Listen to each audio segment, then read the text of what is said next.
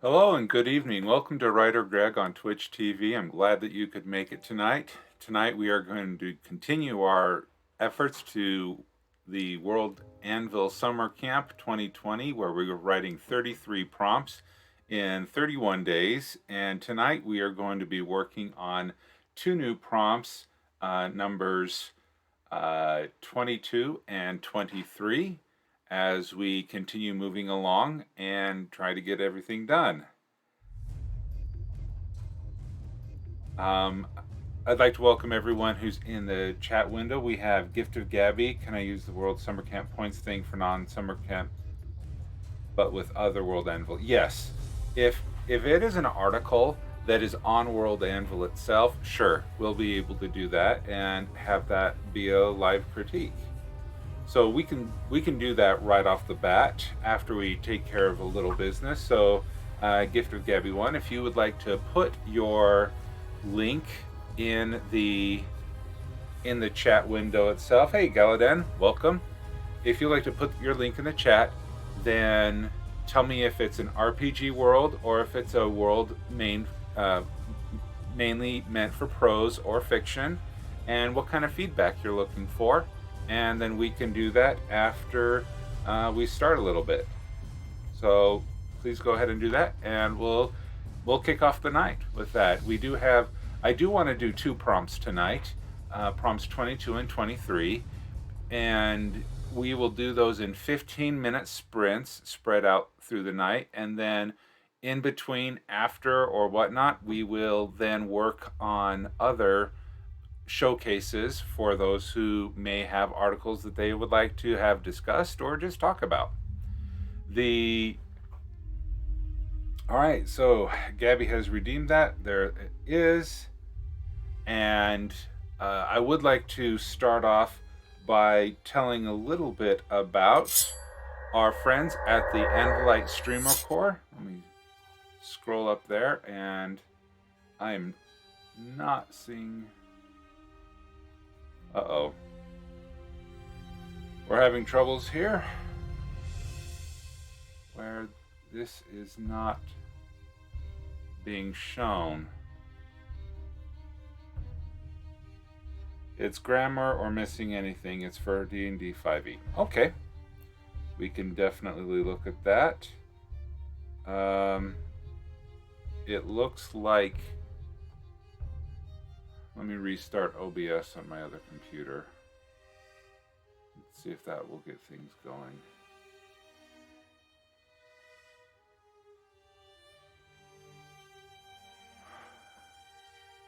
Or this could be really weird, trying to fix this on the fly.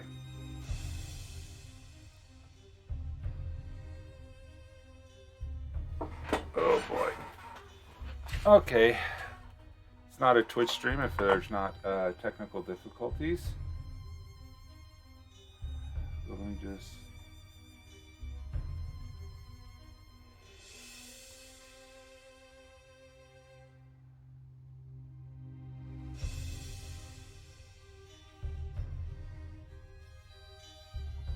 I did have quite an extensive internet blackout at my house today. I had to reset routers and a whole bunch of stuff to try to get things working. So that may have messed up my ability to have my two computers connected.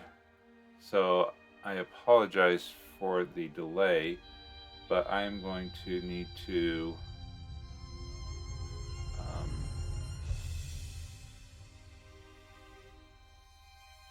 check my output settings.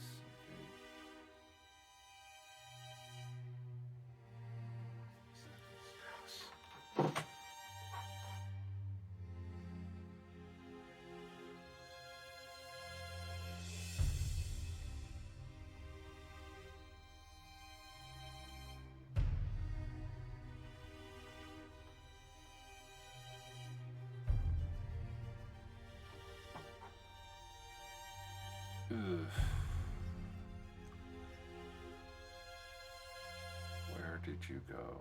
Where did you go?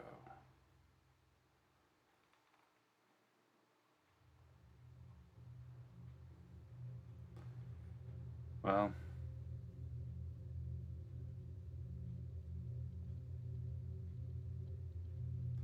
is that working?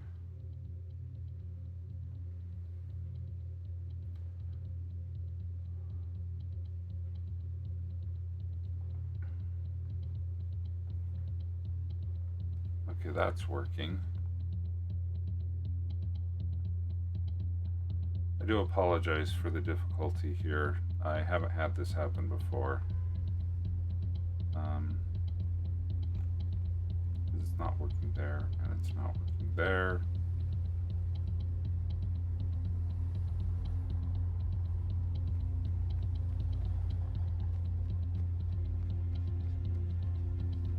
Okay, that's still working.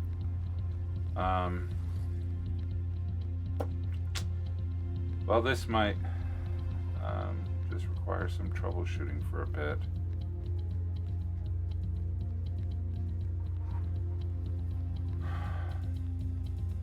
Okay. My output settings. Main output name.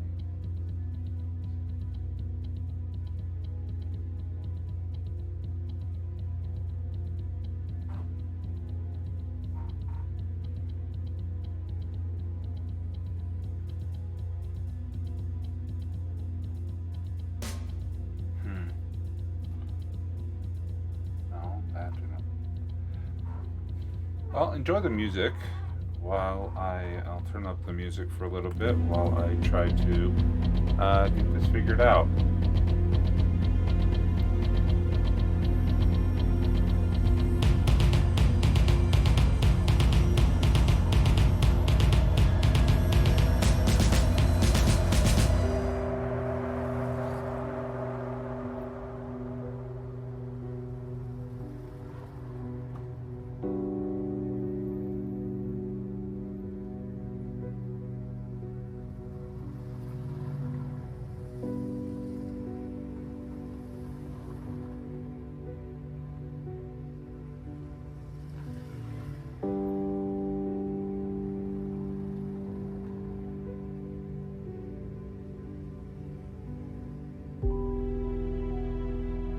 Well, luckily,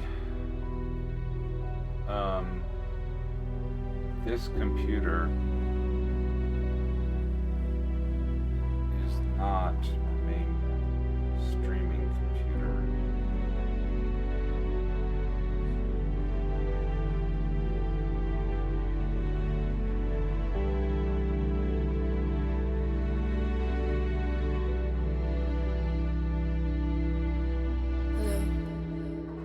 Hello.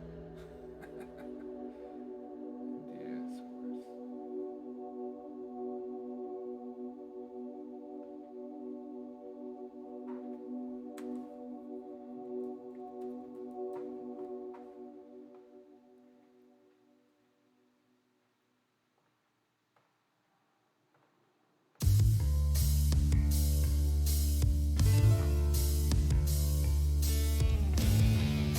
okay, that's not working.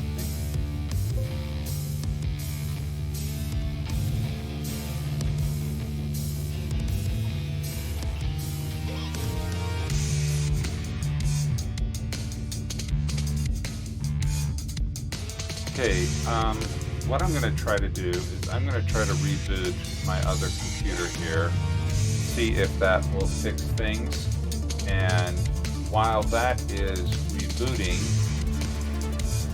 power off.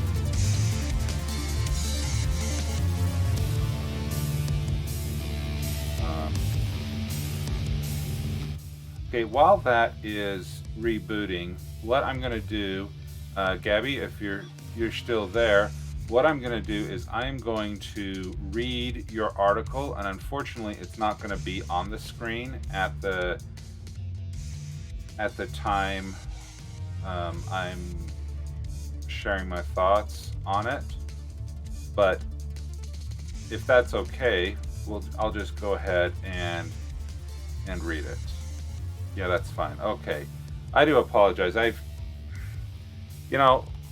The problem with going live is that you can't go live without notifying everybody, and I didn't think anything was wrong, and so that was really weird.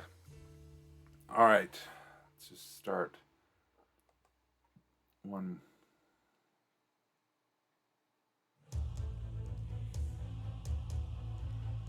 Darn. Okay, we are just going to do it this way for tonight, and I'll have to figure something out. I don't know. Let me. Okay, put that there.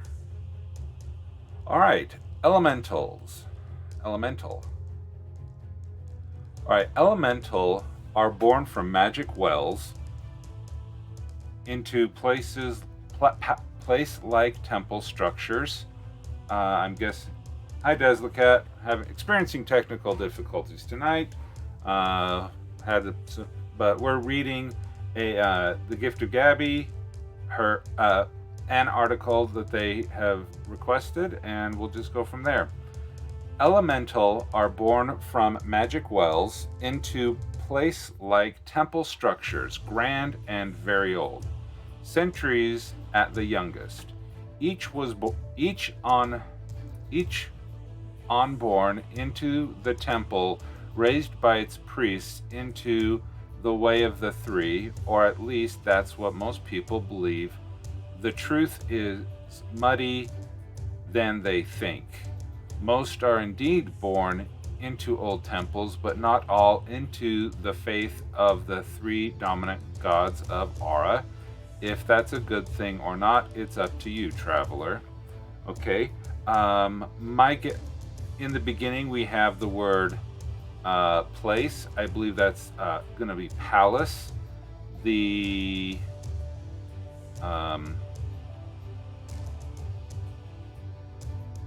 second sentence is a little long, or at least that's what most people believe. The truth is muddy than they think.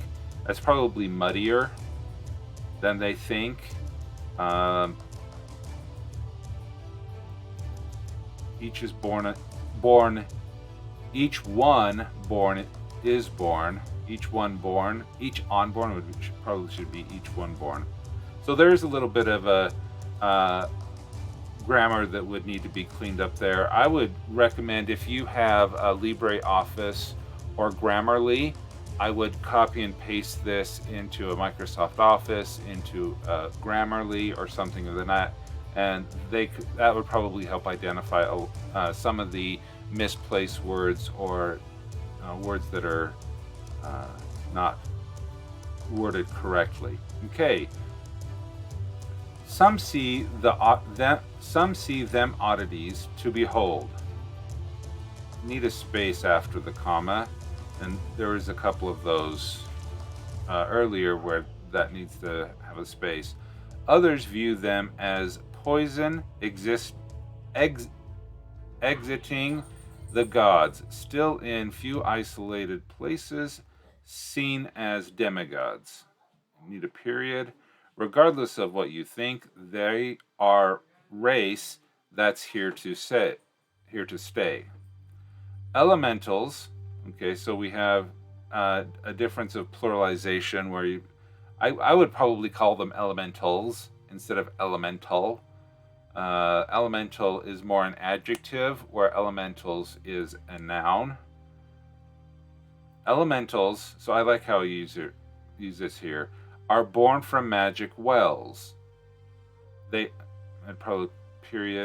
are strong and intelligent from birth. Almost all wells are surrounded by temples or other places of worship due to their connection. There is THEIR, their connection to the gods, and are those raised by the priesthood, many become traveling priests or such. Priesthood is one word without a dash. Priests that watch the well that can birth them there are, however, sleeping wells that now ignored, but they could come to life at any time the monks are unaware of this fact. They are expected to leave after studying the holy text in depth, learn to fight and how to preach. They leave there at about 23-25 and preach in the world and protect and help the common folk until they find a partner. Then they start a common family. Okay. They can give birth, but unless the other parent is also an elemental, their kid is just whatever the other parent is. That's good to know how the generational if powers move on. That's good to know. They are more likely to pair off with humans due to the few numbers of elemental. Some countries and regions are opposed to human elemental or any non-elemental marrying one. Okay, that's good to know. There's a stigma about that, and they would not sure who the they. Okay, they are more likely to pair off with humans. Okay, some countries and regions are opposed to human elemental. So like they are opposed to having a human and an elemental marry, an interspecies relationship. Maybe that's the concern they have there, or a non-elemental marrying one. Okay. In appearance, they are human with two-toned or hair. Names often involve the element they are born from or the animal they can turn into. Okay, so elementals are also elementals are also transformers. Okay. Animal is misspelled. Shapeshifters. Thank you. Thanks, Dazzlecat. I appreciate that. Kindlela, Cub, and Lily. I assume those are the kind of animals they can turn into. They can turn into one of these animals, one for each element: bear, tortoise, and eagle. Okay. Okay, a footnote. They are not wells as in water or a basin. They are more of geysers of water, fire, and wind dancing. Okay. Faith of the Three. Organization. They live about 120 to 160 years and mature into adults in their mid-20s. Average height 5'2 to 6'4. Okay. So traditional, I believe standard human height. All right. All right, Gabby, if I may call you, Gift of Gabby 1. You have some really interesting concepts in here, and I do like the idea that there are. Gabby is fine. Thank you. All right, Gabby. I do like how you explain where the elementals come from, how the elementals interact with the humans around them. I like how you have described the elementals and humans can meet, marry, have children, but you've also explained that unless it's marrying another elemental, then the child is whatever they marry, whether that I'm presuming also humans. I like how you have talked about the priests that watch the wells that can birth them. But you have a distinction between a well where an elemental can be born and a sleeping well, but that are traditionally ignored. I like that differentiation that you have there. Some questions that I have is, you in this article you state that this happens given this condition. I'd be curious to know what happens in the opposite situation. For example, when an elemental is born at a well, do they just pop out of nowhere? Do they come out of the ground? Is there a portal that spits them out, kind of like a Stargate? Is there, or what? How do they come into being? And an elemental, when they are born, are they born as a child that needs to then be raised? Are they? I mean, how big of a child? You say that they mature into adults at 20s, but are they born as infants, as humans? Because what happens if an elemental is born at a well that is reactivated and there isn't a monk or priest there to take the child? That's a curious question that I would wonder about. And also, if two elementals marry, although you did state that's rare, which I do like that, what happens? Do they have to go to a well, or does the baby of the union kind of like disappear and show up at a well? Not sure about how that magic is working, but it's good to know those kind of things. If you're looking to expand the article, you can ask those sorts of questions. If this happens, well, what if that situation doesn't happen, but there's a slight variation? Then you would be able to find that. There are some grammar issues. There are some misspellings. There needs to be at least one space. When they are born from the water or fire or wind wells, they are born as toddlers. Okay, good to know. You say toddlers. A toddler can be up to 2 years old, because so I would be there's a huge difference between an infant who is completely helpless as a human child is born and a toddler who could be up to the ages of 2, who may or may not be walking at that point, and they do have not much of survival skill, but they're a little bit bigger. Okay. So I would expand on that. They can walk and babble at point of birth. Okay, then you've chosen the right word to call them a toddler. Okay. I would add that to the article, explaining what an elemental is like at birth, and in their growing up, in their maturation. What can they do? And that's another thing that I'm not sure about. What can an elemental do that a human can't? You've described that there are multiple variations of elemental: the fire, wind, and air, I believe.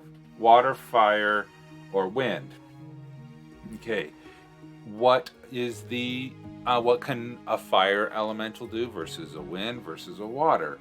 Also, no earth, because in my world I have the 4 elements, and traditionally those 4 elements, like Avatar: The Last Airbender, or you throw metal in there, like the Chinese ancient elements. If you're intentionally leaving out wood, that's good to know as well. Okay, that works. Any questions or things you'd like to talk about this article?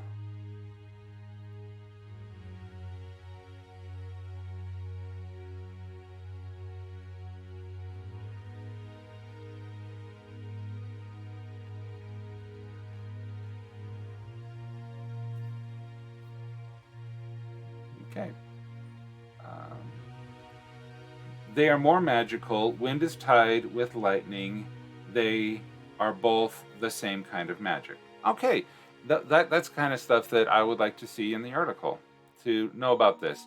And if this is for the 5th edition, as you mentioned before, I would like to see, is this a race or a something that one of your players can choose, or is this something that is can only be seen, be encountered with, but your players can't be one? So that'd be my questions. All right, thank you so much, Gabby, for sharing this article with us, and best of luck on the edits, and good luck going forward.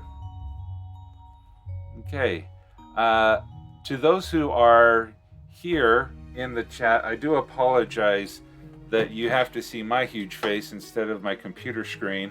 I'm having a little bit of problems with my other computer because I had a huge power problem, internet connection problem. Had to call my ISP. I was concerned that I wasn't even going to be able to stream tonight, and because of that, for some reason the connection between my two computers has pooped out. If you bring it on my stream on Friday, Gabby. Yes, Aaron Reed, yep, he is also of the WorldAnvilite core. You can bring it over. You can make, if you'd like the suggestions that I make, you can have some time to make those changes, and then on Friday you can get a second gander at it. Okay. All right. So the there is what I'd like to do at this time is I can do my, okay, see the screen is empty and I'm not able to work on that. I'm not able to bring up a monitor, but what I would like to do is still do a 15-minute sprint where we can work on it, and you'll just have to pretend that above me is WorldAnvil. And so I am going, since I rebooted my other computer, I'm going to have to take a minute to reset all of the windows that I had up there.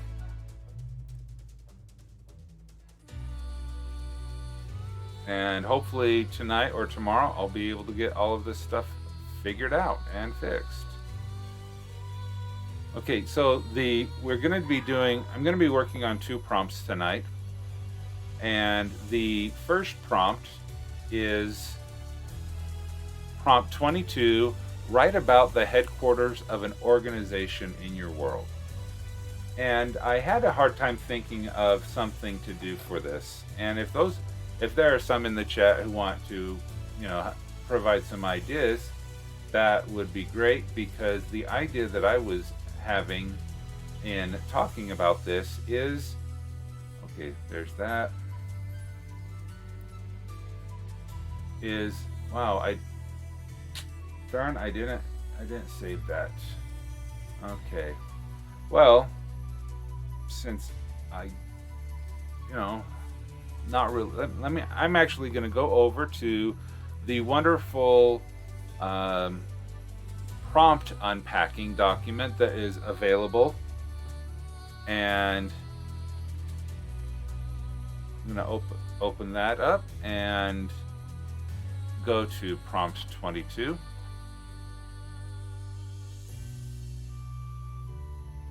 And see if anything here comes to mind.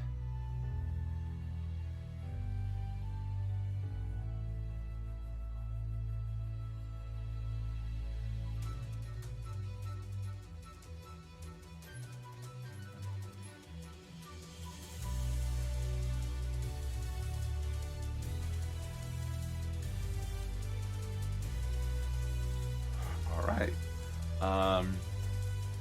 That's not working. And tonight is a wonderful night for things not working very well. Okay, building. What are the headquarters of an organization in your world? It could be a large or small building, legal or illegal, obvious or discreet. Is this where records are held? Meeting?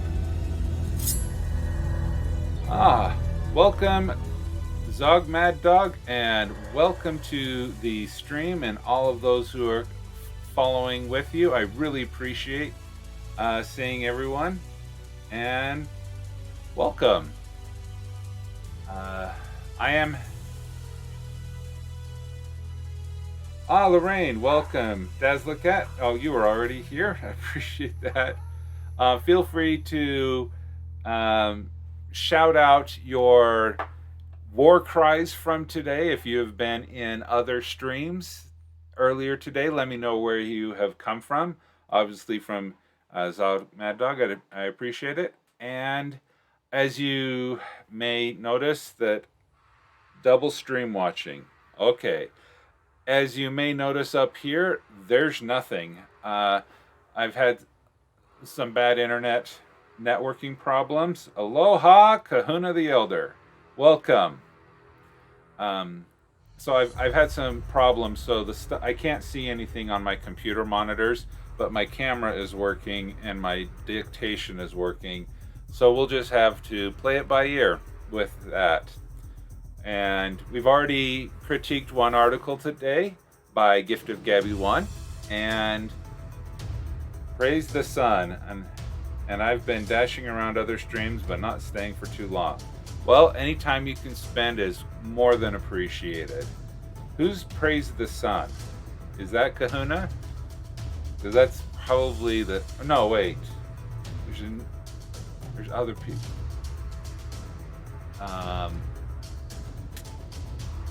Oh, okay. Curlian. Okay, cool. Well, right now we're discussing prompt 22, write about the headquarters of an organization in your world, and Q our living sun. That's a Dark Souls chant, but it could be Krillian. Okay. AJ, welcome. Glad to have you here. Okay. So we got some more people in this thinking, okay, so we have Town Hall. Oh, I heard that's a really hard game, Dark Souls. I'm not much of a gamer, but besides Minecraft.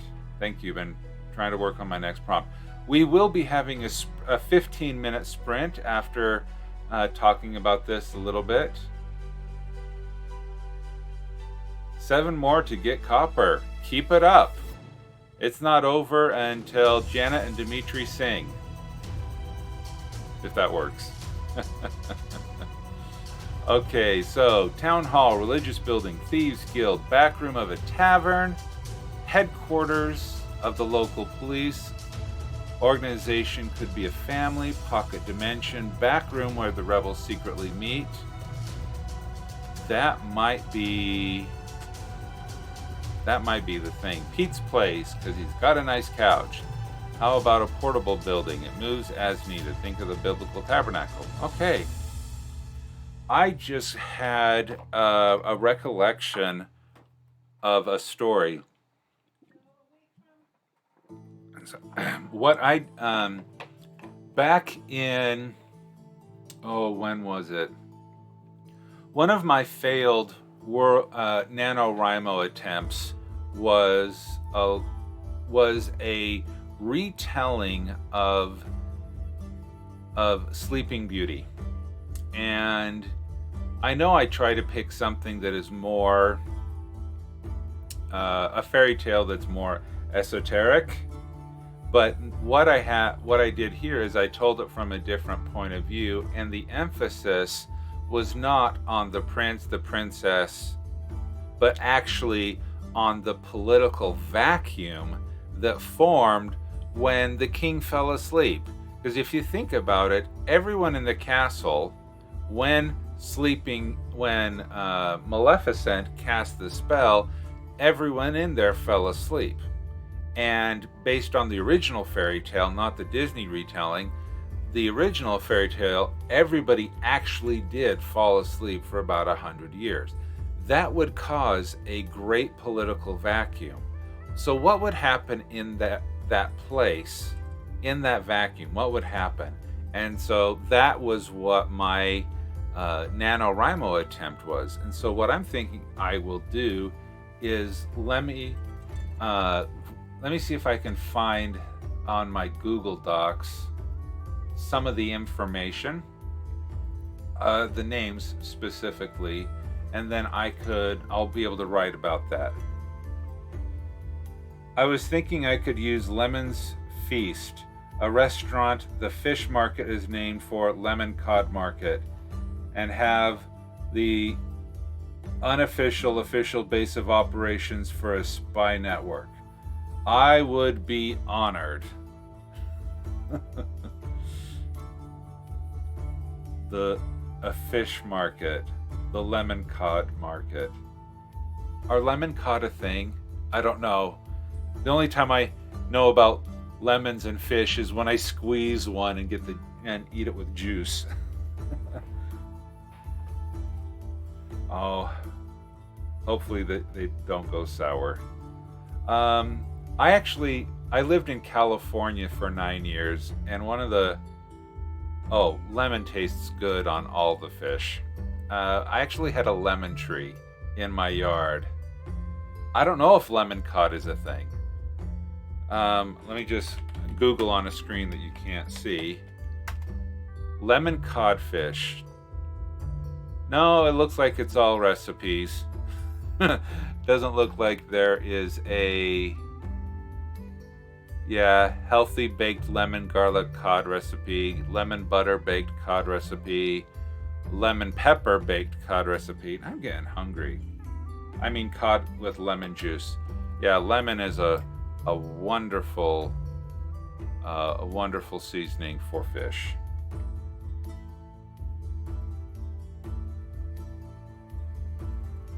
Yeah, so the lemon cod, that's awesome.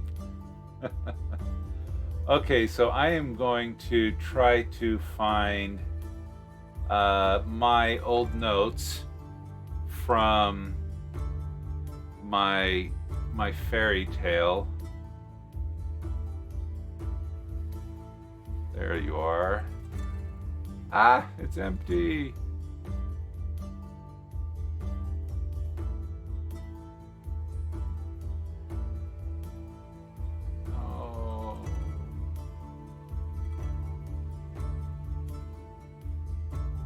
Okay, nope, not that folder.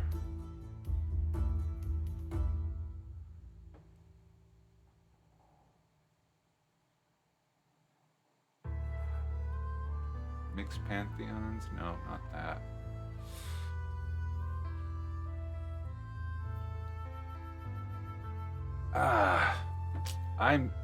Okay. I know that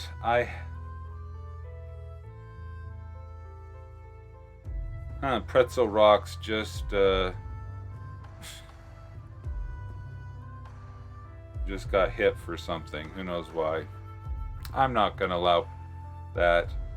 Well, the restaurant started because the merchant Lemon was haggling for cod, and his wife brought him his forgotten lunch, and collected a gathering of interested people who were following the tasty food smell. Lemon got his deal when it turned out the lunch was made with the fisherman's cod, and demand came in, so merchants do merchant things.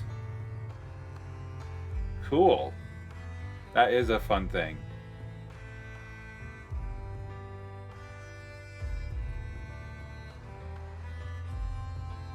Now,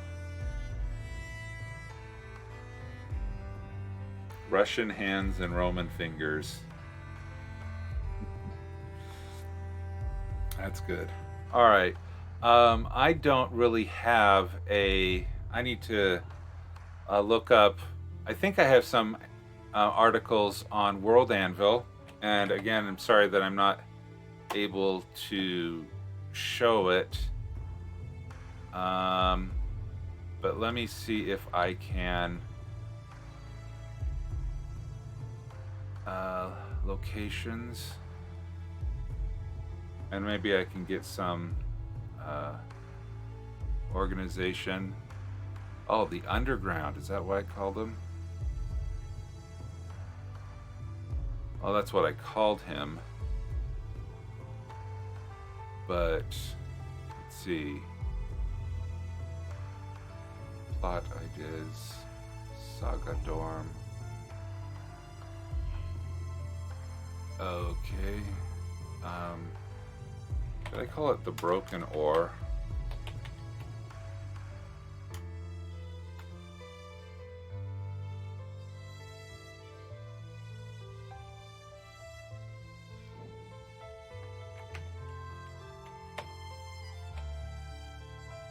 Okay, we have the broken ore. Maybe, is this the article I'm thinking of? The pub where the underground likes to meet. Okay. Let's look at characters.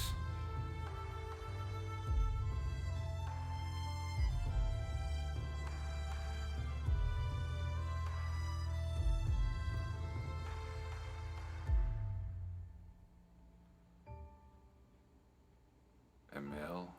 No. Edward, no.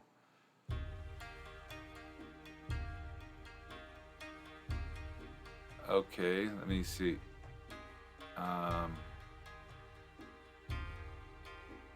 I'm sorry, this is...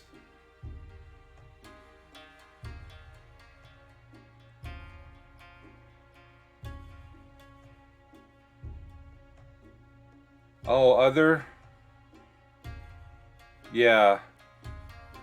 Yeah, I had a bad internet outage. I had to reset all my routers, and I think it messed up the network settings that I had between my two computers, and that's why we're seeing this wonderful animated background. But if others... it's come on, it's Wednesday the 22nd. There's no bad omens about 22nd, is there? I am finding some of the articles that I have here that may be helping me to be able to... I just have stubs. It's not really helpful for me. There are bad omens about Wednesday. Okay, did someone make Odin upset Mr. Wednesday? Because if he's upset, that will explain it.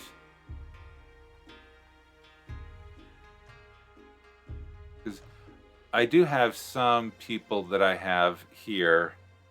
Excuse me.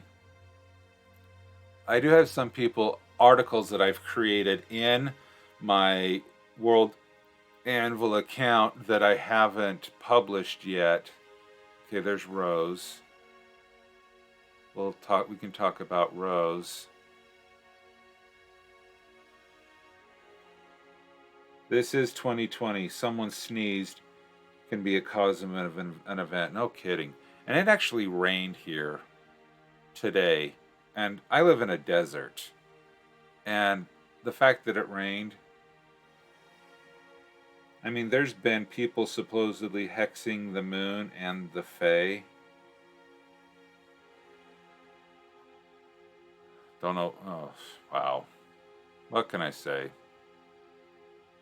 Well, I think I have enough here to be able to go on a prompt, a 15-minute sprint. So I'm gonna create my article, and it is going to be called "The Underground at the Broken Ore Pub."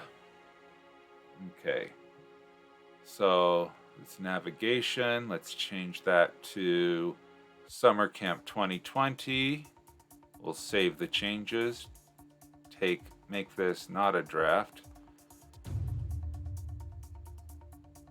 Okay, but I actually... Okay, let's move all of this over here. The show must go on. Okay, so we are talking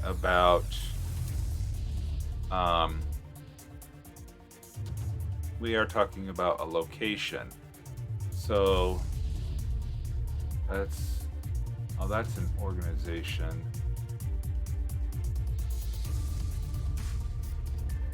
This is a landmark. Okay. I have proof.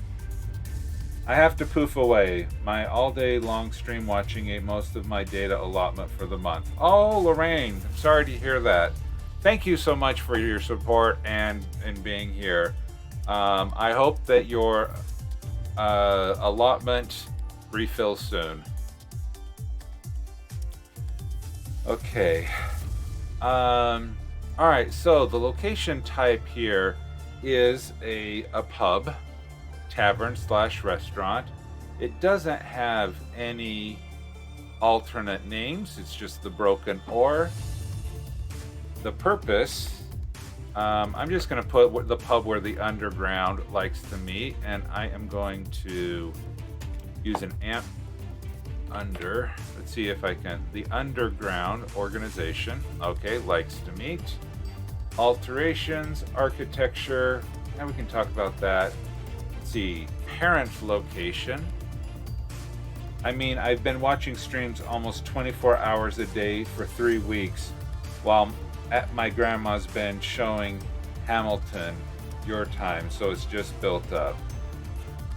Okay, yeah, makes sense. All right, let's. This is in Ile-de-Vent. Construction date.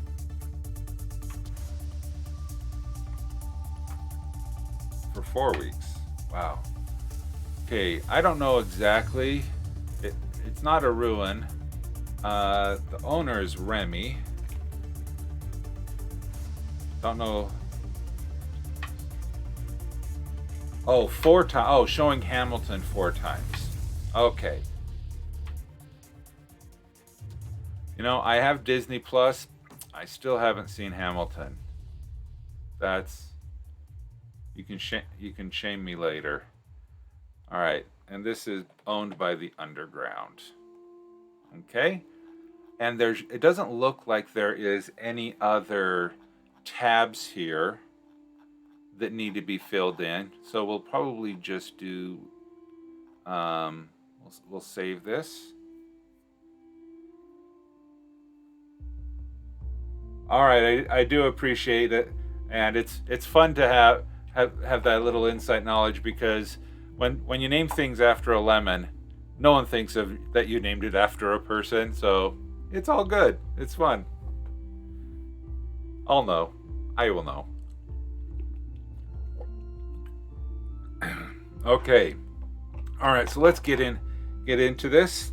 Now let's hope, please, that my countdown timer works.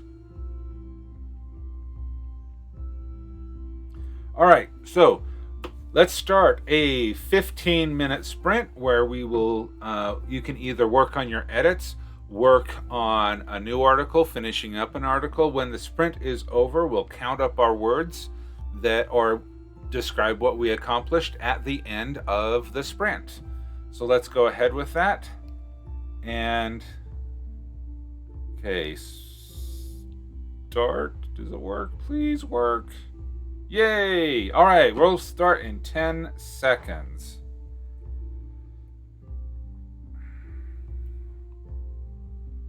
Okay. And go. The Broken Ore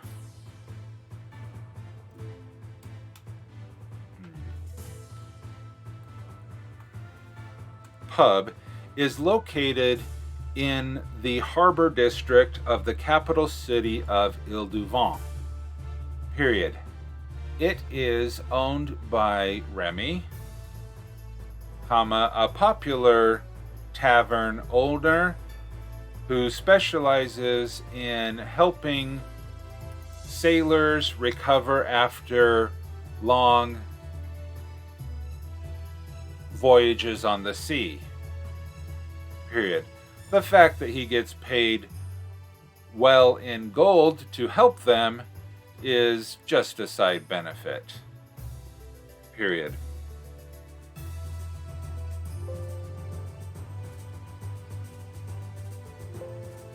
unknown to the leadership of Ildevant, currently the Council of Marquis, the Broken Ore is the headquarters of, open quote, the underground, close quote.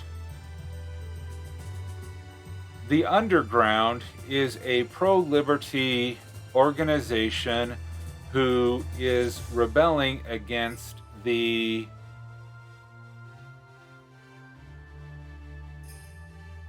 nearly dictatorial grip that the Council of Marquis has placed upon the island nation of Ildevant.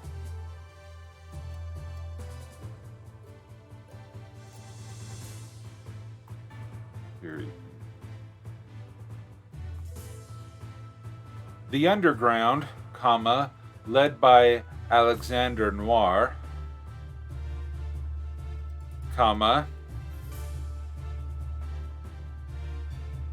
was established in the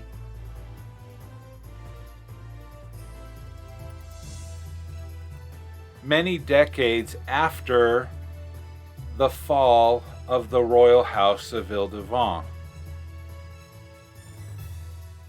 Period.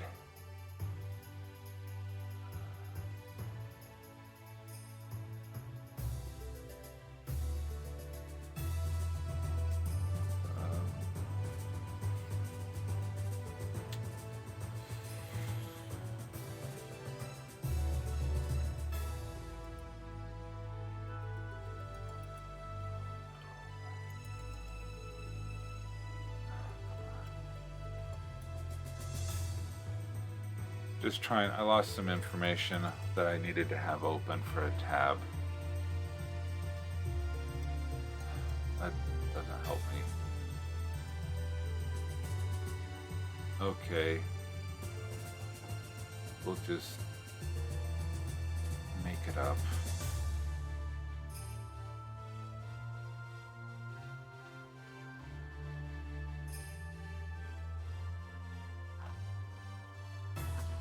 Timeline.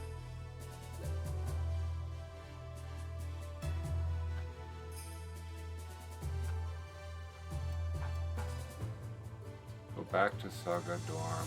Let's go to the timeline of Ildevant. Okay.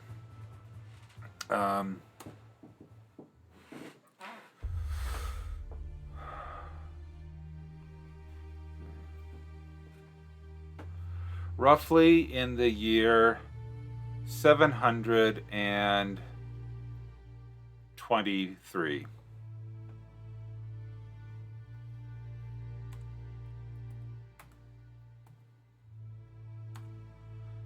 Alexander is not the first leader of the underground, but is the current leader at the time that the sleeping curse broke on Ildevant. Period.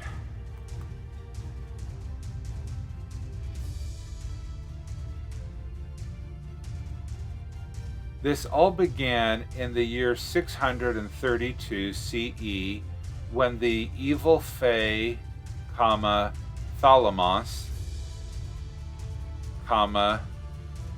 cursed the daughter of the king and queen of Ildevant, that when the young princess reached the age of maturity, she would prick her finger on a spindle and then be cursed to die.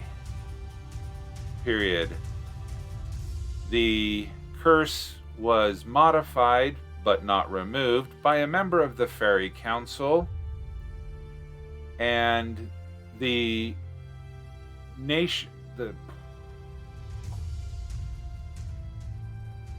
all of the people within the castle of Ildevant at the time she falls asleep would also share in the curse.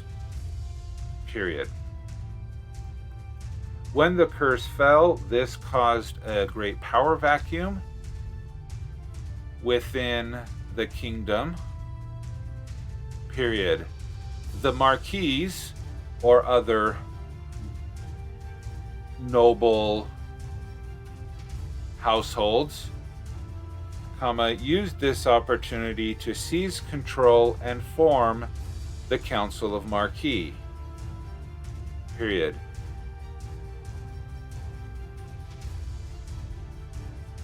They often did not have the best interests of the island nation in their plans, period. They were especially harsh on the matters of business, guilds, and international trade, period. This was very upsetting to the merchants and the shipping captains who made their livelihood transporting goods to the island, period. The underground formed as sea captains complained about the draconian processes of the Council of Marquis while sharing tankards of ale within the Broken Oar pub, period.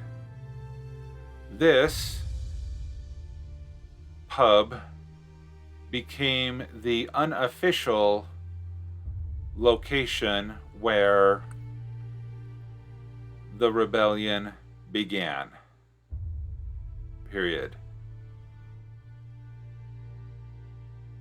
In the multiple decades of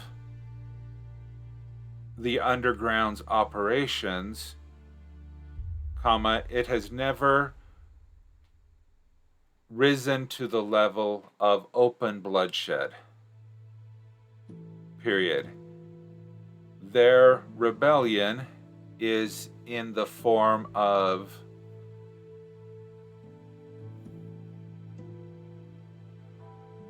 trying to circumvent the rules and regulations established by the Council of Marquis, period. Mostly in forgeries,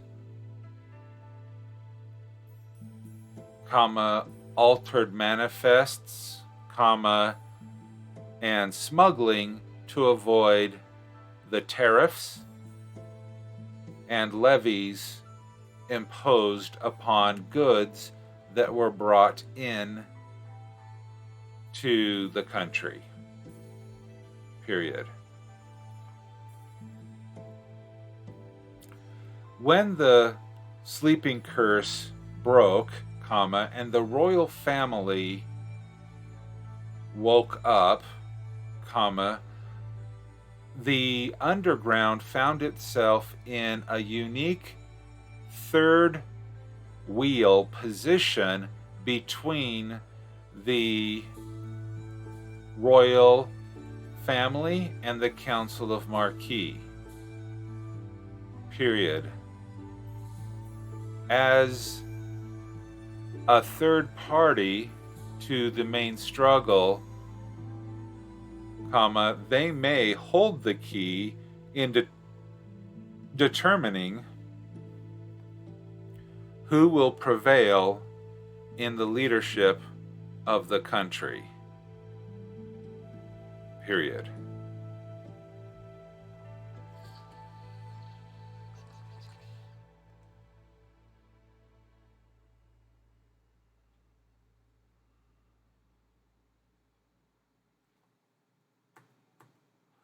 Another prominent member of the underground is Henry Bernard,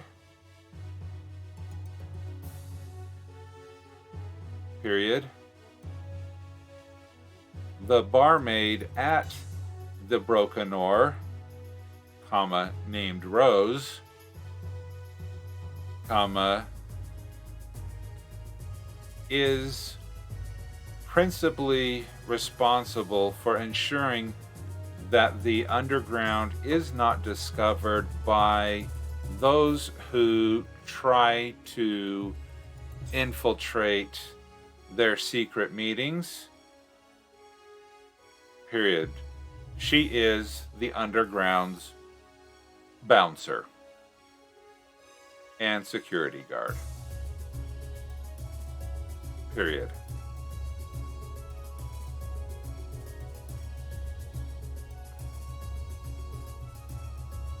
Three more minutes. What else can I say in 3 more minutes?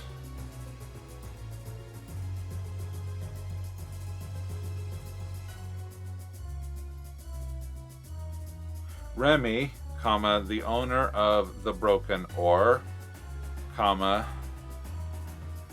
does not involve himself in the dealings of the underground, but is happy to profit off of all of the drinks and money that is exchanged underneath the table in exchange for a place for them to conduct their business,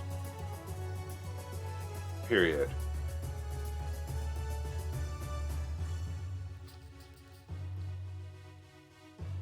Let's see.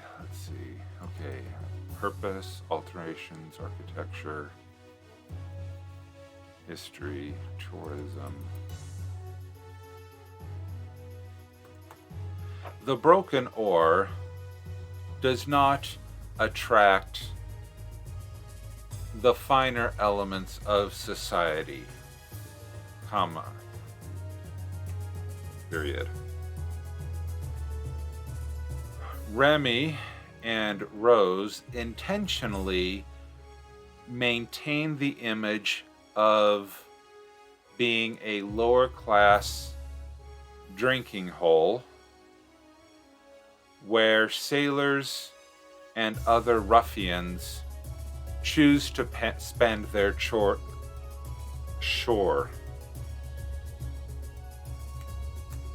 leave, period. This ensures that the events that happen in the Broken Oar are not witnessed by innocent citizens of the town,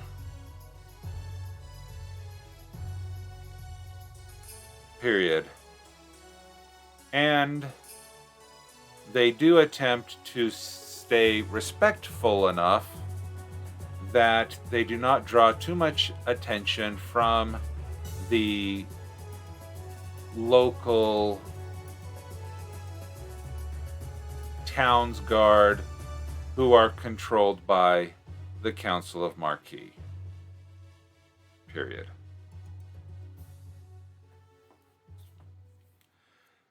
All right, there is the sprint. Sometimes it's that last couple of minutes that are hard to make sure that you keep talking, you keep typing, you keep pushing through, and sometimes that pushing through helps you finally get to the get to some of the good stuff. All right, so with that, I am going to copy and paste this over to my main computer. So while I'm doing that, feel free to throw into chat what you have accomplished in this writing sprint.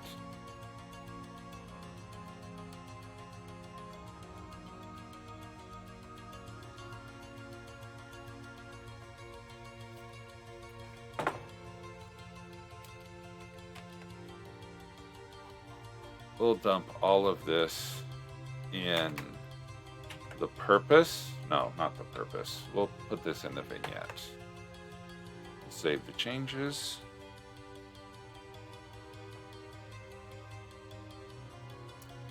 Okay, headquarters of an organization in your world. Awesome. Metadata, 678 words. Great. Nano. Let's go over to NaNoWrimo. Add. Update the progress. Awesome. Okay, let's shrink that.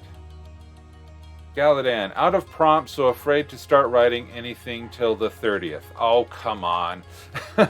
Congratulations. Does this mean that you have written, that you have completed all of the prompts? Have you reached gold? If you have, that's wonderful. Yes, definitely a congratulations is in order for that.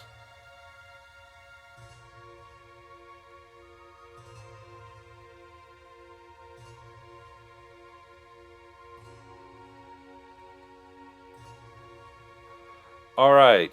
I want to go to my progress page. Now, yeah.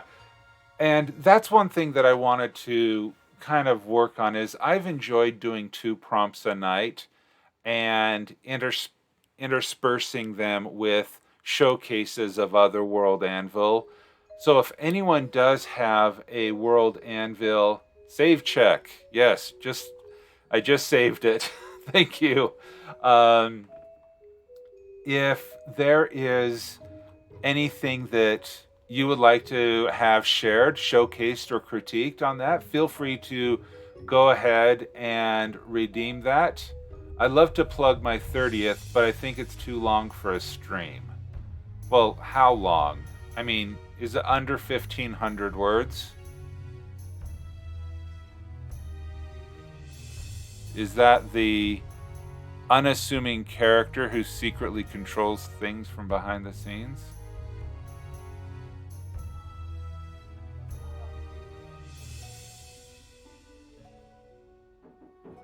$3,500 words.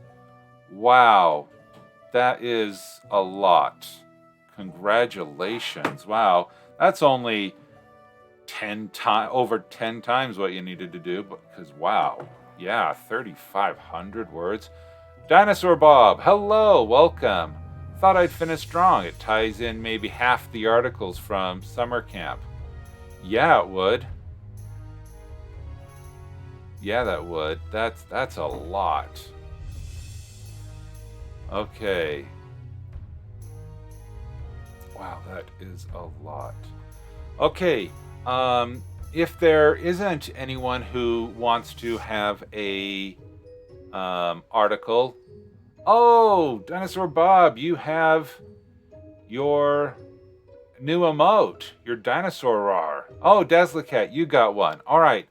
Now, what's going to have, because of the technical difficulties that I have with my computer, I will not be able to bring Galadan's article up onto the screen, but everyone who would like to follow along, I will read it out loud. Hand typing link. Care seat, house care seat. Yeah, the care seat article. Am I even saying that right? It's that whole AE thing. Care seat. Okay. Care seat. Good. Oh, I guess Dan Dazzlecat is your hand typing a link. Okay. We can do that. The only thing I want to do is to make sure that I do have another 15-minute sprint in here so that I can do another one, because I actually have some good ideas for the next one. All right. Oh, looks like you've integrated a map here. Okay. All right, let's go ahead and start. It's heavy on geography terms than really narrative, sadly, but still okay. Well, I think that we'll just see if hopefully I can follow along on the narrative. You have a lot of great maps in here. Looks like these are embedded things from a WorldAnvil map, so that's good. Okay, before the establishment of House Kersia, Anhara, or even the mortal race, what would become Kerseat played host to the natural gods. Here, according to the Churus scrolls, mortals know the gods met to decide the duties they would undertake in the great task. Okay, the great task. That's intriguing because I like gods who do stuff. Okay, let's see if Dazzlecat, does your article work? Godshime. Well, I think it was just a typo in the HTTP colon. So I think I got it. Godshime. I wish I could show it to you on my screen. I have to fix that. Okay, so we'll do this. Okay, Seat of Power. When Anhara was founded and Vestria's favor dictated who would rise to power in her nation, the legendary founder of House Kersia came before her with a suggestion. Using his oratorical powers, Oliver the Sailor, a fisherman, convinced Vestria to send him east to chart the narrow sea and guard it from Al-Tahat. Establishing himself as the northeastern tip of Anhara, he founded a seaside fortress and took the name of Oliver Kersi, Patriarch of House Kersi and Keeper of the East Marches. Yeah, Skynet struck again on me. I was doing my day job, and all of a sudden, all of my internet went down, and it took me like a half an hour just to get internet working again. I was afraid I wasn't going to be able to stream tonight. Okay, Patriarch, Keeper of the East Marches. From this fortress, high atop the cliffs of the Kersi, the bay at the entrance to the narrow sea, he extended the rule of his house south to the Gulf of Otisio and west along the southern bank of the Nyara River. Until hitting Nyara's peaks, this territory was held by the family until the sacking of their city and the rise of House Thewasi. Sacking. Ever since Q's article? What happened with Q's article? Sacking. Since the days when Vestria herself rode the winds, we have lived in this land. Never before has the blood of so many of our people been splattered across the cliffs. Never before had we thought such inroads could be made from the sea. Olivie, Lord Kersi, Cliffside Chronicles. In 2:10 a.m., Age of Man, in the pre-dawn hours of the 3rd of May, a watchman high atop the walls of Kerseat spotted dark figures scaling the cliffs before being killed by an unseen arrow. If he was killed by an unseen arrow, how do we know that? How do we know what the watchman saw if he was killed by an unseen arrow? If that's, if this is omniscient, that's fine. But it's just that how did that information come to be known well enough to be recorded in an article? Your holy omniscience. Good enough. Drawing close to the walls, concealed by the lack of a moon, the largest pirate fleet ever to reach Anhara shores began landing men. The most agile and experienced of these pirates had scaled the cliffs, then the walls, and silenced the guards, before slipping down into the sleeping castle to open the gate. All of a sudden, night turned into day as great fires illuminated the skies, and the screams of sleeping soldiers pierced the air. This was the beginning of the end of House Kiersey, and by morning, hundreds of the finest men of the city lay dead, including Lord Kiersey himself. Okay, great fires illuminated the skies. Okay, what was the source of these great fires? Did they set the castle on fire? Were these fireworks? Was this magic? Was this the burning of the city? Because pirates torching stuff, yeah. Okay.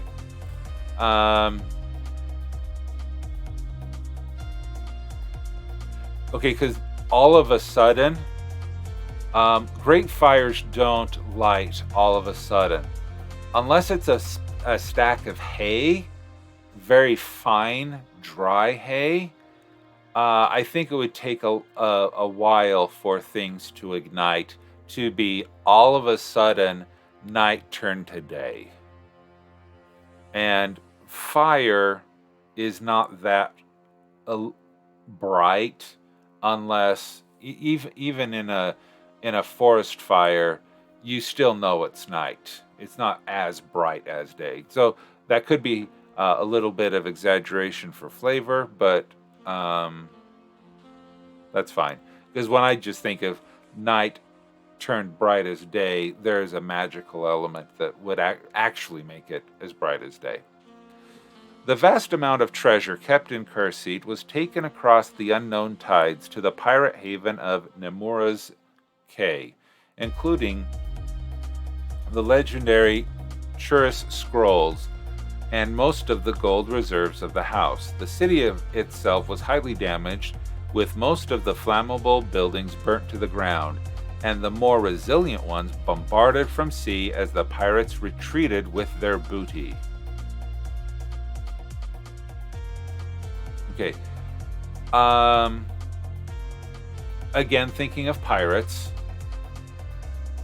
why would they bombard as they were leaving? Why would they bombard buildings as they were leaving? I would think they would bombard a harbor, bombard other ships so that there couldn't be chase given. They could do stuff that would prevent people from following them, but I'm not sure. Is there a good reason for the pirates to bombard? Longtime rivalry, that'd be in the pirate article. Okay, fair enough. Vassalization, peaceful assent. In the greatest works of national pride, Lord Kiersey elevates House Theosy. I know I'm mispronouncing that, and I apologize. It's been a long day already. And keepers of the East marches. For our borders and security, says he, is more valuable than any title. Truly these pirates have cost us one of our greatest houses, but shown us our greatest strengths. The Whistling Observer. Thuici. It's fine. Oh, Thuici. Okay. Thuici. Yeah, okay.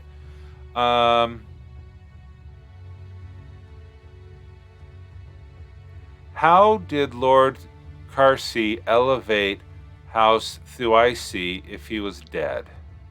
Did that happen before? Because you did say earlier that... Read down a sentence. Following the destruction of their seat and the looting of their stores, House Kiersey's power was irreversibly diminished. The young Olivier Kiersey, last male heir of the house, due to his being out of the family seat during the raid, yielded the title of Keeper of East Marches to House Thuaisi and pledged fealty. This earned him the respect of the entire nation, save strict Karsi loyalists, who saw this move as a selfless desire to protect the eastern borders from Al-Tahat by yielding to a house capable of doing so. With Thuaisi's patronage, the Karsi family was installed at Imgreshold, and aid extended to them to begin repairs of their ancestral seat. Okay, yeah. I like that. Okay. So that makes sense. It's the new Lord Karsi in the form of the Olivi Karsi, the last male heir. Okay, that makes sense. Okay, ooh. Oh, and there's Karsi right clear up there. Okay. Little tidbit that got set up by the last few articles for my ruined city. Okay. Which one is this then? Which prompt is this article for?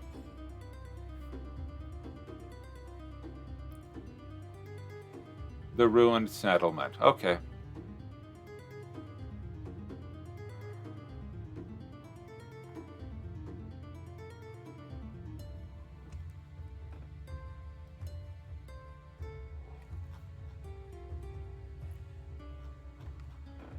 Yeah, I'm finding I'm finding a hard time to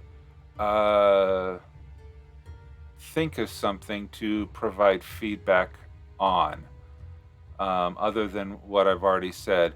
I'd love to know more about the Great Task, but that's definitely for a different article. You know, the Seat of Power. Yeah, that's good.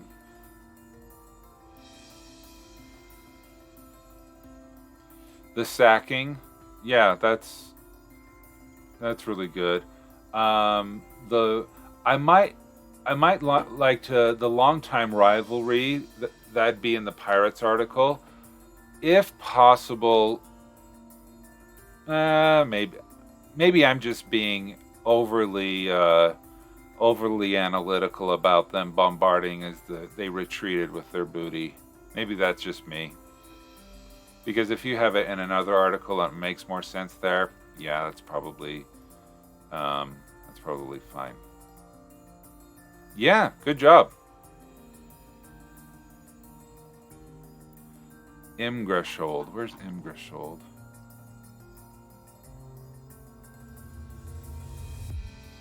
If you're really interested in the lore, it's when the natural gods were told by their sort of father to populate the world and raise mortals.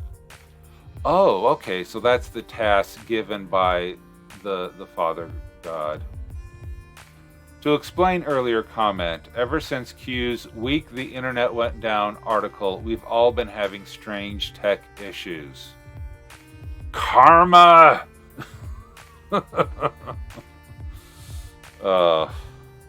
It's not on the map because it's not a family seat, but it's at the mouth of the river in the header map. Oh, probably down here at East Marches.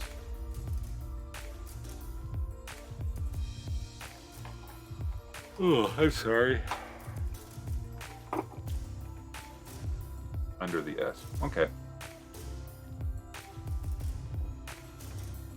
I'm sorry, my dog decided to wake up at 4 o'clock this morning and would not go back to sleep and howled for a couple hours. So I got up a couple hours before I wanted to. So please forgive the yawns. Skynet is watching. Ugh. You know, there was, some art.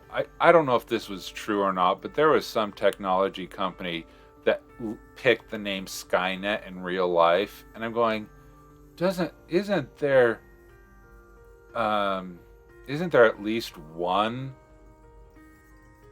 fan of pop culture in that entire company, knowing that you're just gonna be mocked if you name your company Skynet? Google it, man. Google your company product names before you do it. Okay, let's turn over to Dazlakat's Godsheim. Okay, the article, I'll paste the article for those who would like to follow along. There is the link in the chat so that you can follow along as I read that. And let's jump in.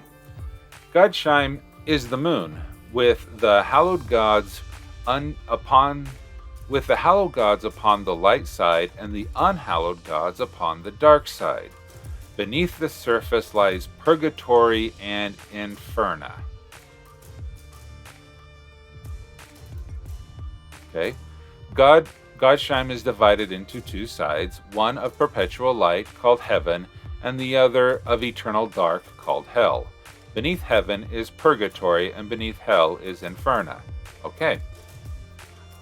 Heaven is a beauteous place filled with bountiful flora and divine beasts.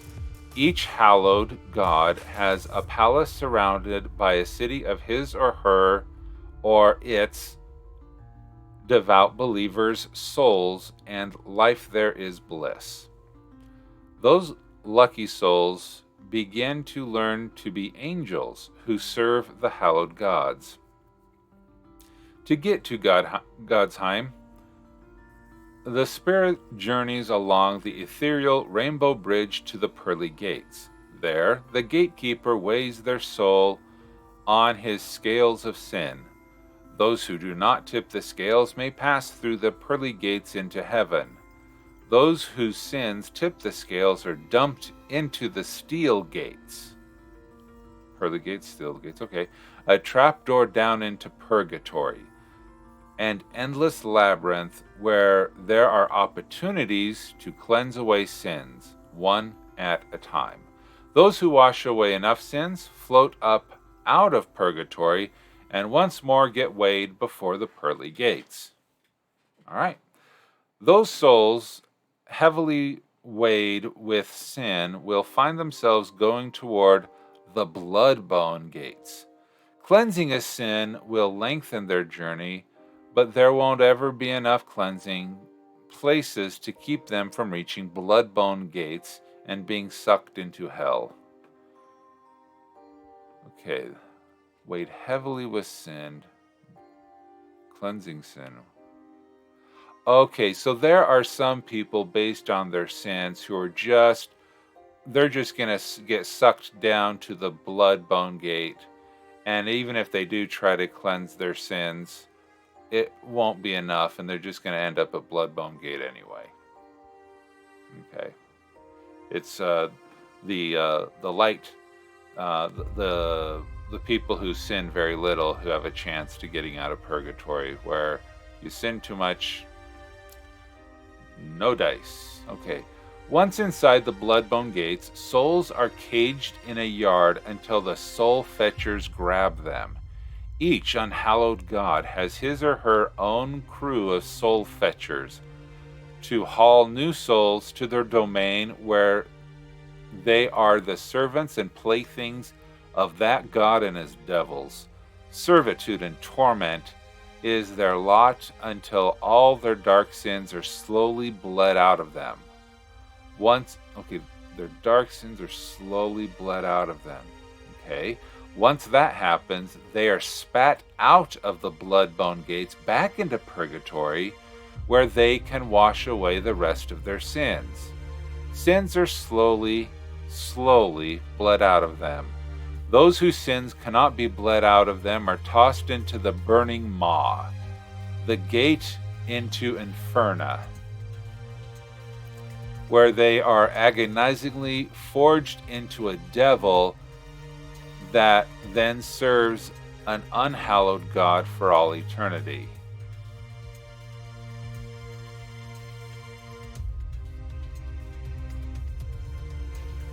Okay, we'll come back to that.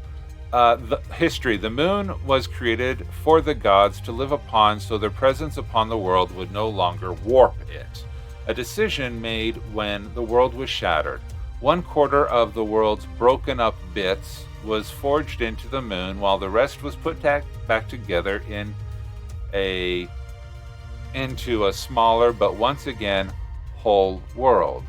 Life was restored to the world, but all of it was mortal and unable to become God powerful.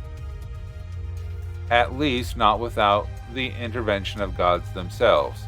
All of them took great power, and gods were weakened. To attain great power, a god needs mortals to believe in him or her or it, forcing them to be dependent on the world and mortals living on it. This bond is displayed by the godly domains of Godsheim. Okay, Dinosaur Bob, you give folks 2 shots.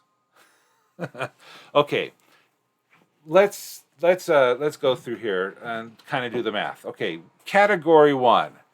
People go straight into heaven because they're good, and they go straight into heaven through the pearly gates. Class of people number 2. Their souls on the scales of sin aren't enough, and they get dropped into purgatory. Okay, so that's group number 2. 2A are the people who sinned not that much, but could be cleansed and then eventually get back into heaven. So we have the people who do it right the first time, the people who get it right the second time. Then we have category numbers 3 and 4, I'm guessing. 3 and 4 go to the blood-bone gates. And category 3 are the people who get the second shot. Once they're bled out, they can then go back into purgatory.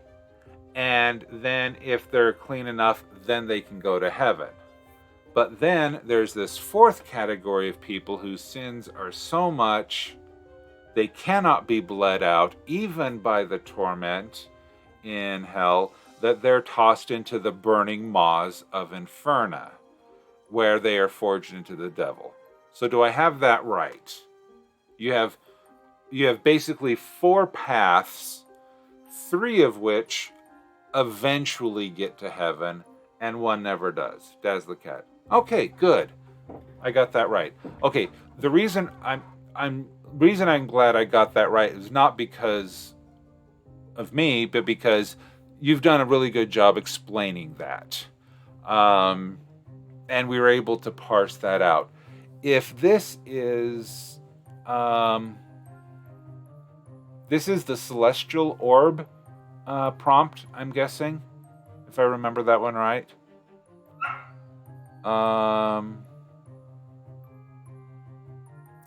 Yeah.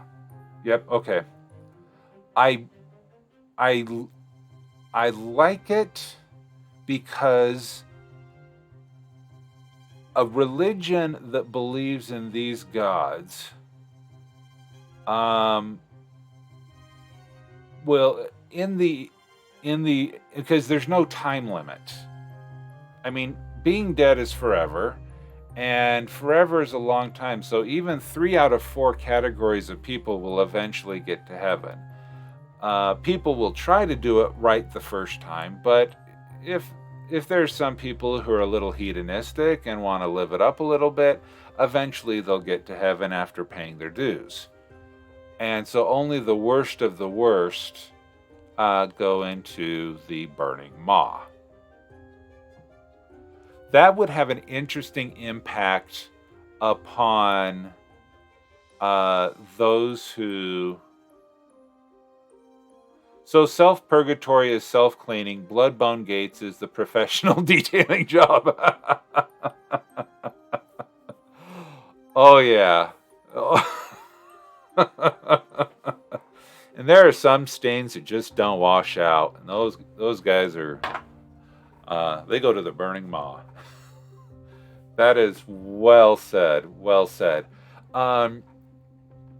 For this article, I don't have any suggestions. Maybe as I was reading, I might have stumbled over a word or some phrasing. Maybe if you caught something like that, that maybe need to be tightened up. But I am more interested in how does this play out in the worship of those gods? Because are there people who the burning maw is their goal? There are people out there that may be like that. Are there people who feel that who don't want to go to heaven, or they want to serve a specific God? I don't know. It would just be really interesting to see how this categorizes out. Sometimes I have a hard time wrapping my head around pantheons of gods, mainly because of my Judeo-Christian upbringing. But this, I mean, I would love to know how the moon, and how it impacts the day-to-day lives or the organizations on your world, and how they interact, and how the morals or lack thereof shapes people and their goals for eternity. But yeah, this is fun. This is fun. All right. Cool. Okay, there we go. We have two. So we've critiqued 3 articles. So let's get ready for another word sprint for those who are wanting to. Oh yeah, it does look at. Glad to help. That's why we're here. Building worlds, building community, building people. I like that every more each time we do it. Okay, describe. All right, so my next prompt that I'm going to be working on for my next 15-minute sprint is to describe a settlement. So let me set things up down here. Okay. Well, I need to create this article right about this settlement. Okay. I'm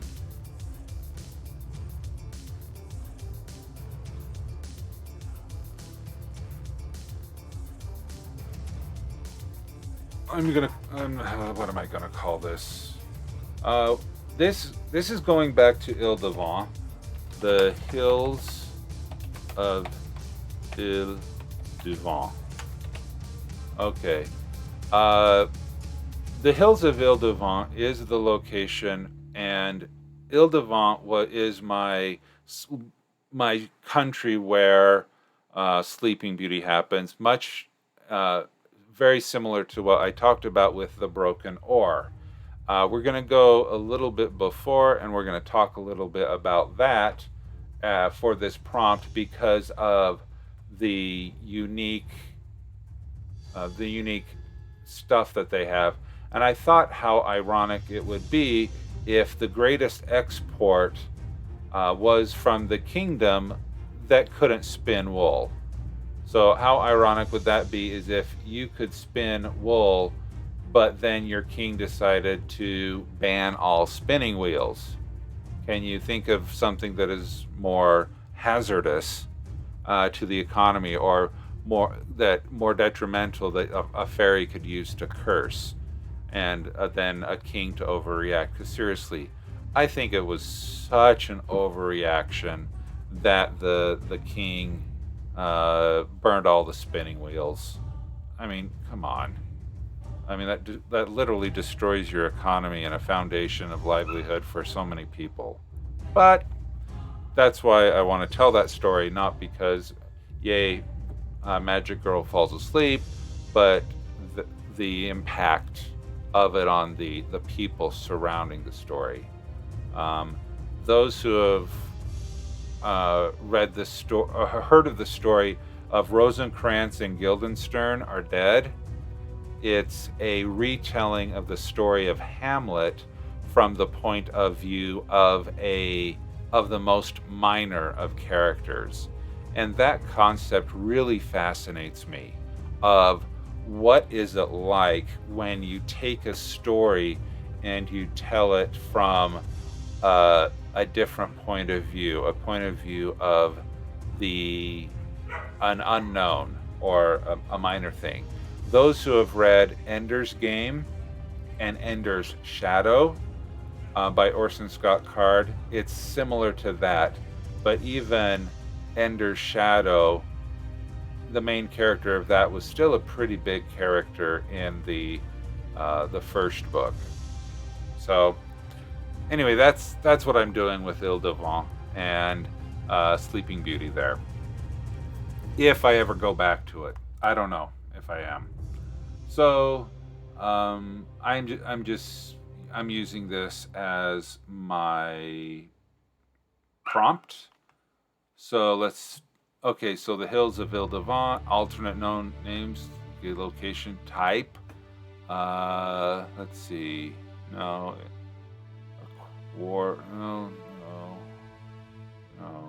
No. National territory. A quarter, a district.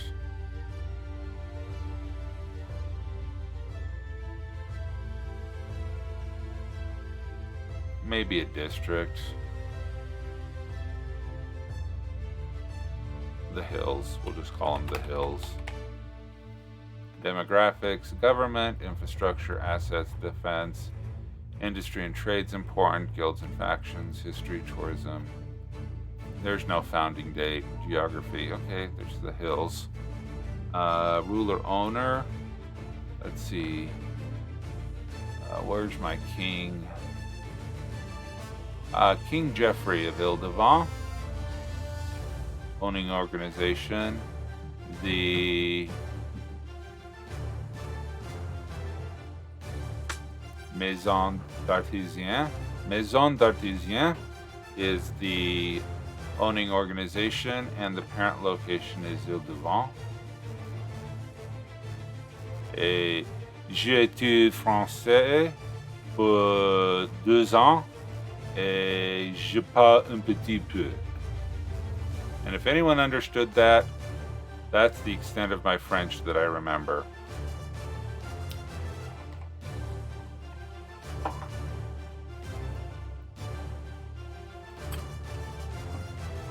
It's been a long time since I've spoken French. So I can do enough to fake an accent, but that's about it. Okay, so save check. We are going to save here, and let's get this sprint going. So remember, any of those who are working on a sprint or working on edits will go for 15 minutes, and those who are at the end of the countdown, just we can post in our chat what is going to happen, and depending on who's live at the end, if there's no one live, we'll take another article, but if there are other WorldAnvilites who are live, we will go over and raid them. So let's get this sprint started. There we go, sprint starting in 10 seconds.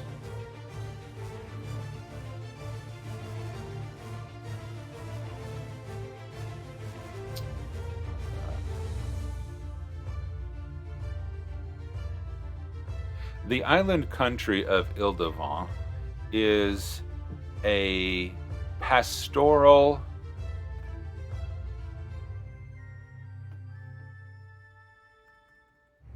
is a land rich of pastoral beauty. The gentle slopes that surround the now dormant volcano in the center of the island are ideal for the famous sheep and the more famous wool that the sheep provide. Period. The kingdom of Ile Devant is known throughout the world for their fine woolen textiles and master weavers. Period. because of the demand for the wool that is only produced by a special breed of sheep,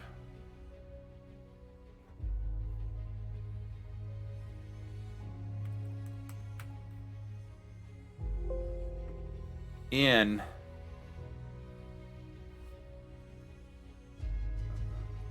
Ile-de-France, there is a large mercantile fleet that disseminates the finished products throughout the world and specifically to their favored trading partners. Period. New line, new line. The sheep, unlike other countries, are well guarded. So as there have been many attempts by countries to infiltrate the island and kidnap or sheepnap a breeding pair to be able to take and replicate the sheep wool in their homeland. Period.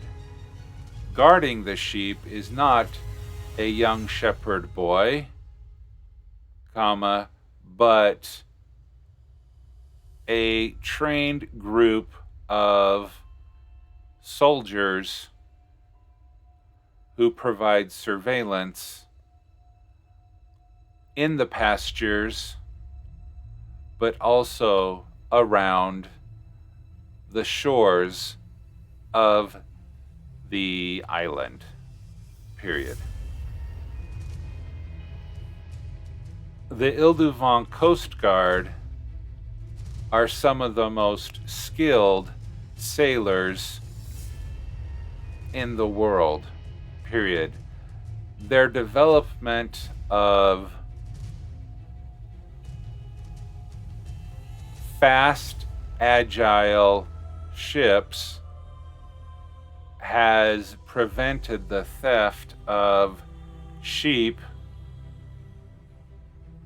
for as long as the popularity of the wool of Ile-de-France received its international acclaim.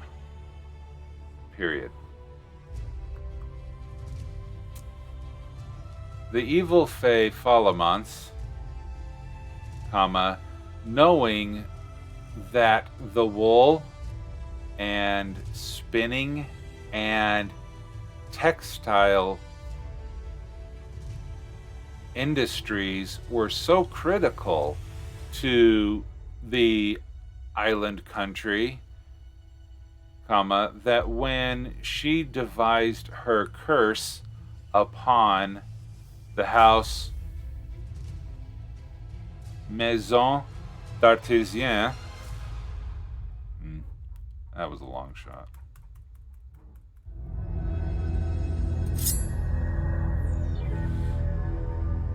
Yep, them are sheep rustlers. Roll Society, welcome and thank you for hosting me tonight, and I do appreciate it, especially during this night of difficulties with internet that seem to be plaguing everybody else. We are in the Aegon, welcome. I do hope that anyone who is joining me tonight, if they haven't followed, please follow that. Hit that heart icon that's that way, and so that you can receive notifications of when I go live, and you can also participate in the writing sprint that I'm stalling to getting back to. All right, back to the sprint and the sheep rustlers.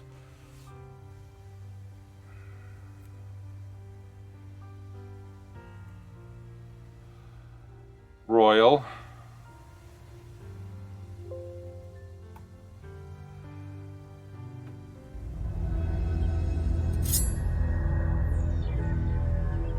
Royal Society, thank you so much for the raid. And yep, you did miss the tour of hell. It was not a hell of a tour, it was a tour of hell. Just so that we make that clear. Alright. She knew, that attacking the textile industry of the country was the most effective way to cripple the royal family, period.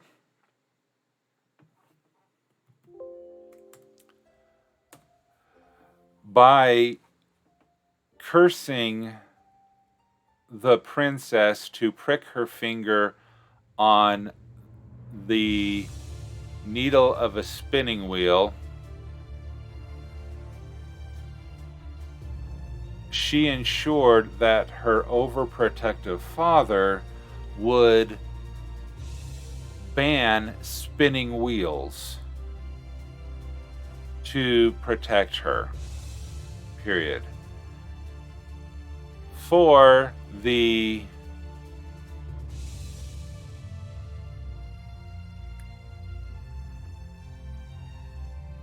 edict to destroy all of the spinning wheels happened in the year 614 CE, and remained in effect until the year 632, when, despite his best efforts, the princess pricked her finger and fell asleep. Period.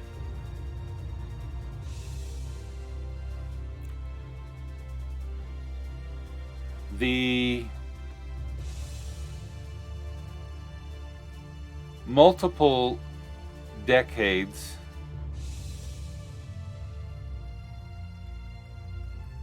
the many years of not having spindles and spinning wheels did in fact wreak havoc on the economy of Ile-de-France, period. Many of the master spinners fled to the kingdom to the north across the straits, and they set up shop there, period. The merchant fleet would then ship the raw wool across the channel to the north, where the spinners created the thread, and then the threads were brought back on a never-ending shuttle trip of a small fleet of ships. Period.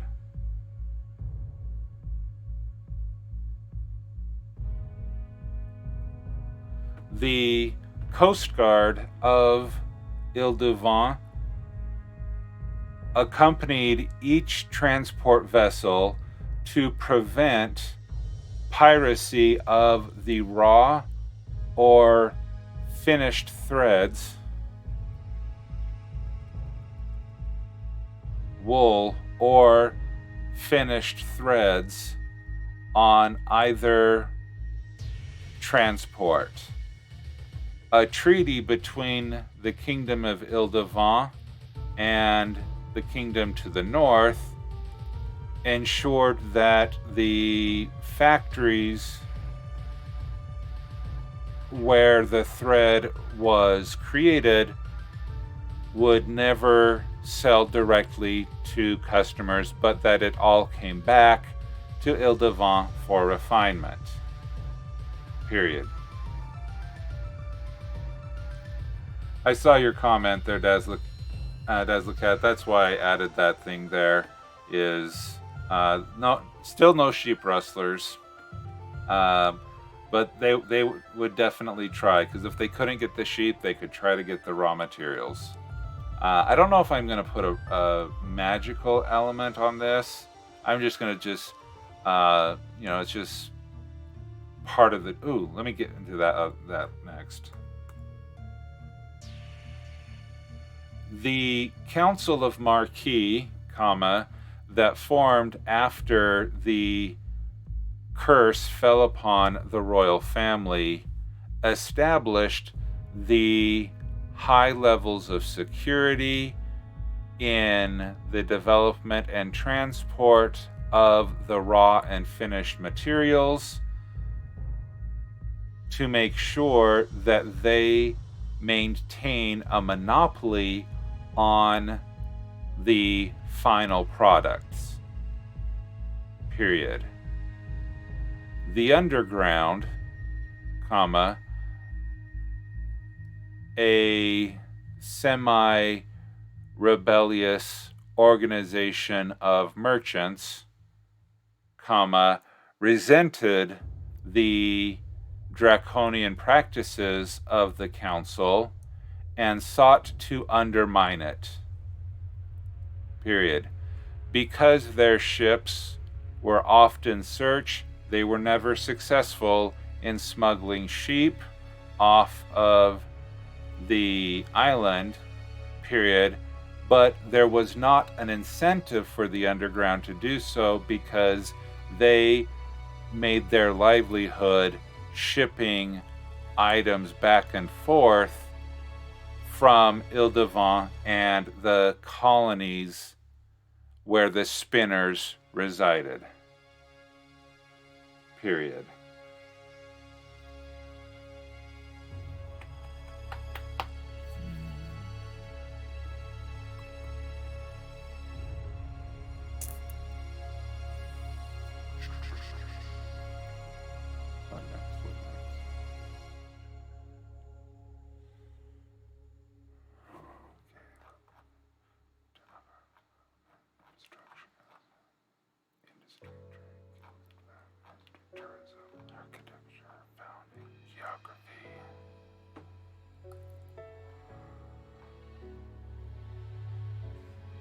Oh, I gotta keep talking, but I don't know what to say.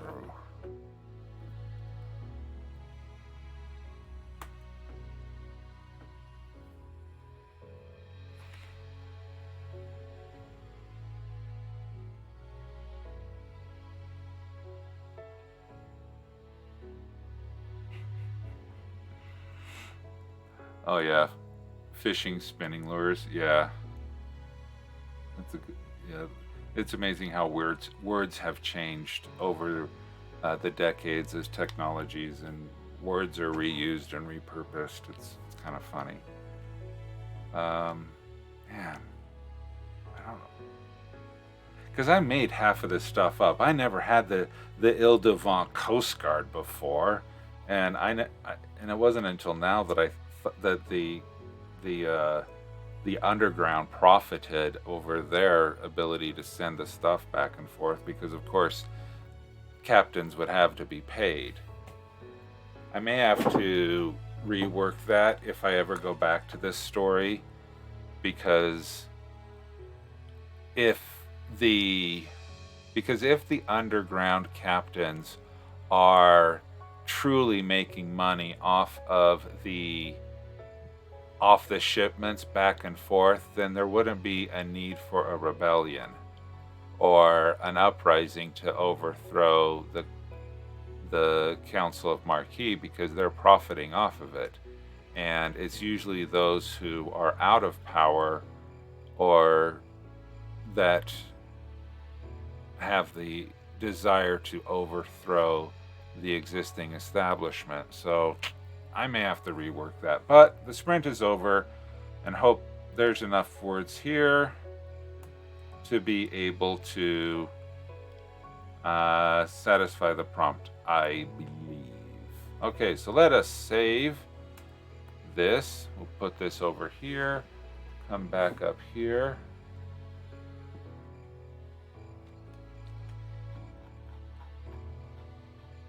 Go up to the vignette. We will save that. Crickets chirping in this music. How weird. Yeah, stories do take a life of their own. Yeah. What's that? That's when man makes plans, God laughs. Yeah. Okay, I already did that one. Okay, so it's this one. All right, we got that.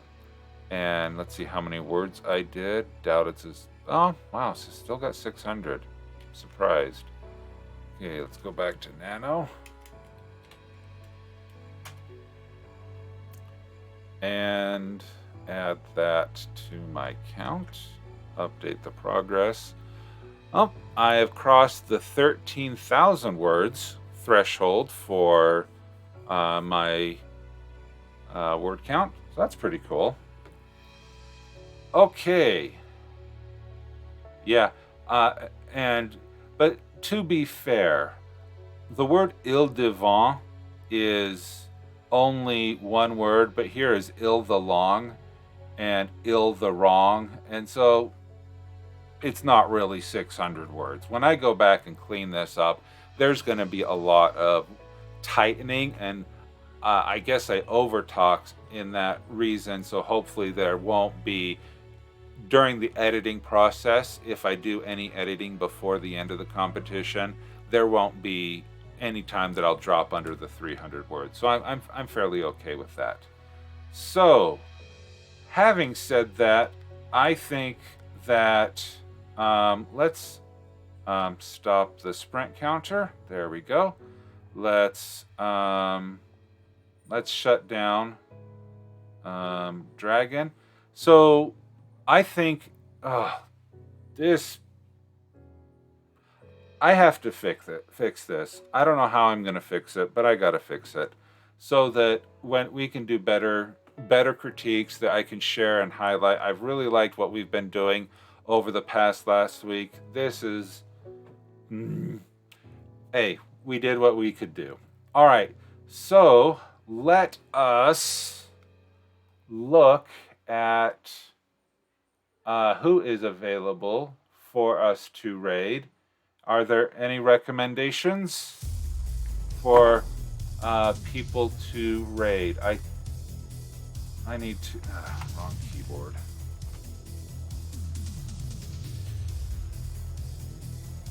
Esong. Esong is there? Okay. So let me... Okay. I need to get to another... I'm all discombobulated tonight because of this. Go over to the video producer, stream manager, raid channel, channels you follow. Okay, let's look up.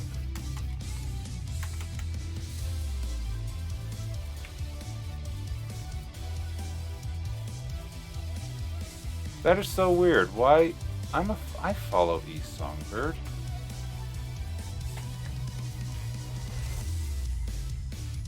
Okay, so we are going to go over to East Songbird, and looks like she has Scribe of Nakoti over there as well. They are working on the same stuff, so we are going to start this raid and send you guys over there. Please, when you're over there, give a shout out of Lemon Raid in the chat window to let them know where you're coming from, and also to share the WorldAnvil love of Summer Camp 2020.